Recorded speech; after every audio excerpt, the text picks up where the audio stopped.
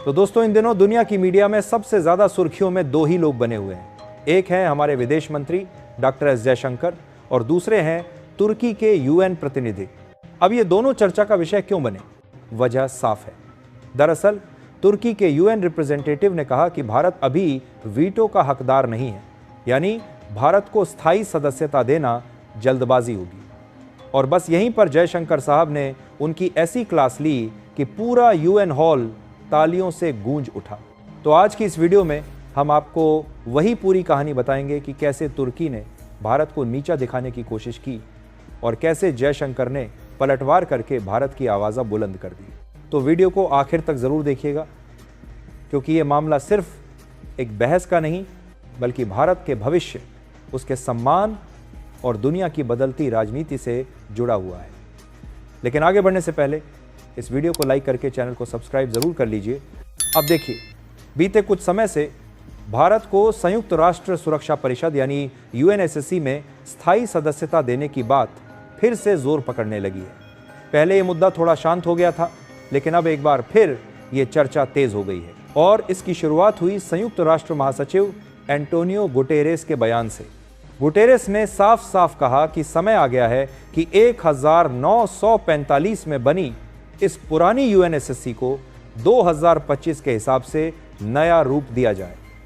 मतलब पुराने ढर्रे को छोड़कर नए मेंबर्स लाए जाएं, नए रूल्स बनाए जाएं, क्योंकि दुनिया बदल चुकी है तो फिर यूएन का सिस्टम भी बदलना चाहिए। दोस्तों, ये बात बिल्कुल वैसी है जैसे अगर किसी गांव में 80 साल पहले पंचायत बनी हो तो क्या वही बूढ़े पंच आज भी फैसले करेंगे? नई पीढ़ी, नए हालात और नई समस्याओं के हिसाब से नए लोग और नए नियम बनने ज़रूरी हैं। ठीक वैसे ही अब समय आ गया है कि भारत जैसे देशों को भी परमानेंट सीट और वीटो पावर मिले। और आप टाइप्स ऑफ इंडिया की रिपोर्ट में भी बाकायदा आर्टिकल देख लीजिए, जिसमें साफ साफ कहा जा रहा है कि इंडिया इज इपिवोटेबल वॉइस। इसलिए यूएन चीफ गुटेरेस ने यूएनएससी सुधार के आह्वान का समर्थन किया और वो खुद भारत के पक्ष में होकर चाहते हैं कि ये परिषद 1945 की नहीं बल्कि 2025 की दुनिया का प्रतिनिधित्व करे। दोस्तों, जैसे ही यूएन महासचिव ने भारत की स्थायी सदस्यता के समर्थन का इशारा किया, वैसे ही तुर्की ने विरोध का झंडा गाड़ दिया। तुर्की के यूएन प्रतिनिधि अनमेय खोलानी ने 80वें सत्र में कहा कि भारत की स्थायी सदस्यता के लिए अभी जल्दबाजी मत की जाए। उनका कहना था कि हाँ, भारत आज दुनिया में काफ़ी आगे बढ़ चुका है, लेकिन अभी भी कुछ गंभीर मुद्दे हैं। तुर्की ने भारत पर यह आरोप लगाए कि भारत में अल्पसंख्यक अभी भी पीड़ित हैं। भारत के पड़ोसी देशों के साथ रिश्ते अभी भी तनावपूर्ण हैं। साथ ही भारत अमेरिका और यूरोप के कुछ नियमों का पालन नहीं करता। ऐसे कई विवाद हैं जिनका हल अब तक नहीं हुआ। यानी उनका कहना था कि जब तक भारत इन सब मुद्दों को सुलझा नहीं लेता, तब तक उसे स्थायी सदस्यता नहीं दी जानी चाहिए।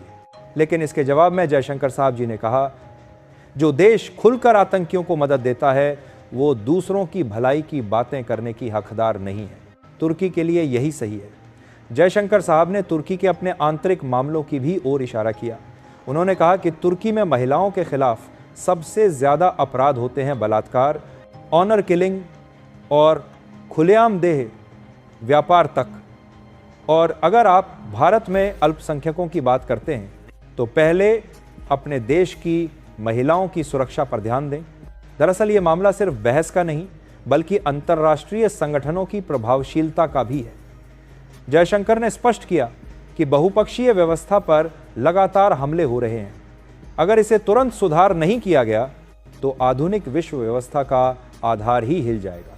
इसलिए भारत जैसे देश जो बहुपक्षीय मंच पर महत्वपूर्ण और जिम्मेदार भूमिका निभा रहे हैं, उन्हें वीटो अधिकार देना अब बेहद ज़रूरी हो गया है। दोस्तों, इसे ऐसे समझिए, अगर किसी खेल में नियम पुराने हो जाएं और नए खिलाड़ी आएं तो पुराने नियम के हिसाब से खेलना नाइंसाफ़ी होगी और यूएन में भी ठीक वही स्थिति है। दोस्तों, जैसा कि अभी हमने देखा, तुर्की ने भारत की स्थायी सदस्यता का विरोध किया, लेकिन जयशंकर साहब ने न सिर्फ उसका जवाब दिया बल्कि पूरी बहस में भारत की ताकत और सम्मान दिखाया। जयशंकर साहब के अनुसार अंतर्राष्ट्रीय संगठनों की प्रभावशीलता लगातार कम हो रही है, बहुपक्षीय व्यवस्था पर हमला हो रहा है और अगर इसे सुधार नहीं किया गया तो आधुनिक विश्व व्यवस्था का आधार ही कमजोर पड़ जाएगा। इसलिए भारत जैसे देश जो वैश्विक मंच पर जिम्मेदार और मजबूत भूमिका निभा रहे हैं, उन्हें वीटो अधिकार देना जरूरी हो चुका है। ये सिर्फ भारत के लिए नहीं बल्कि पूरी दुनिया के लिए एक संतुलित और न्यायपूर्ण निर्णय होगा।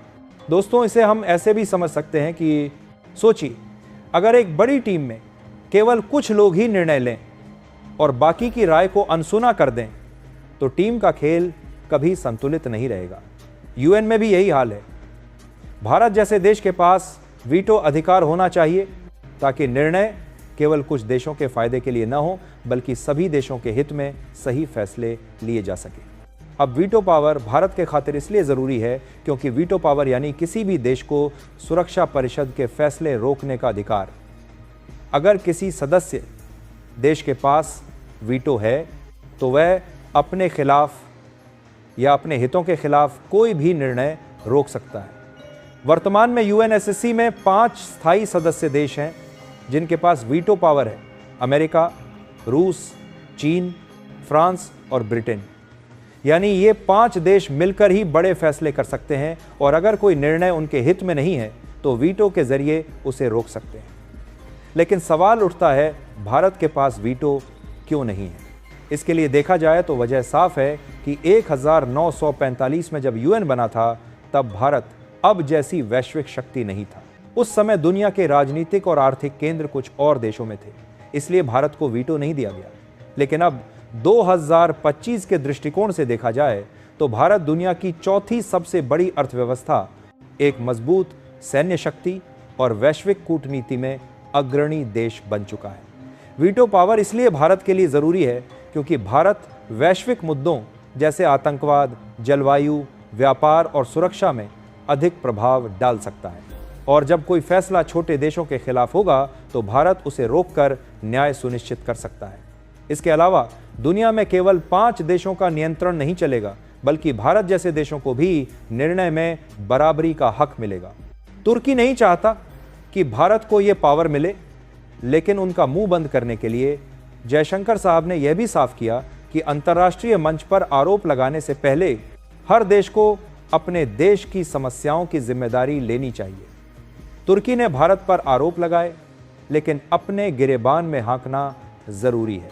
यानी पहले अपने देश में क्या हाल है ये देखो, फिर दूसरों की आलोचना करो।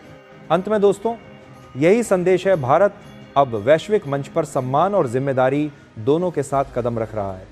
वीटो अधिकार केवल सत्ता का नहीं बल्कि एक न्यायपूर्ण, संतुलित और प्रभावी बहुपक्षीय व्यवस्था का प्रतीक है। फिलहाल दोस्तों, इस पूरी बहस से साफ हो गया है, विश्व में भारत की आवाज़ें अब अनसुनी नहीं की जा सकती। बाकी आप लोगों को क्या लगता है, भारत को वीटो पावर मिलनी चाहिए या नहीं? अपनी राय कमेंट बॉक्स में ज़रूर बताएं और इस वीडियो को एक लाइक करके अपने मित्रों तक शेयर ज़रूर करें ताकि उन्हें भी जानकारी मिल सके। इसी तरह और भी नॉलेजेबल वीडियो देखने के लिए चैनल को सब्सक्राइब करके बेल आइकन को ऑल पर ज़रूर सेलेक्ट करें। जय श्री राम।